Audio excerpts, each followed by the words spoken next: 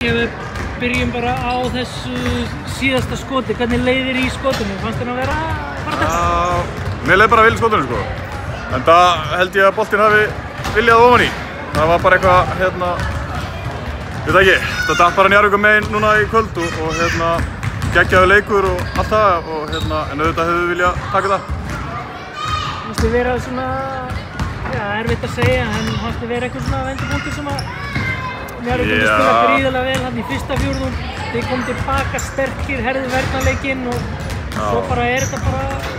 Við náttúrulega byrjum leikinn alveg skellulega. Fáum held ég 30 stig á okkur í fyrsta leikludag og svo 11 í öðrum. Og þá vorum við farin að spila svona okkar bolta. Í fyrsta leikludag vorum við bara staðir og þú veist, þetta ekki vörðin sem við erum þekktir fyrir að spila. Og þeir refsu okkur, þeir hittu vel og voru að spila vel. Svo í seinni hálfleik og í seinni framlíku þá missum við Pétur og þá náttúrulega hefti okkur svolítið sóknarlega og svo fannst mér líka svolítið skrítið að það var held ég dæmd einvilla á Njarðvíkurliði í fjórða leikluta og fyrstu framlíkingunni sem ansi magnað með hvernig leikurinn var spilaður.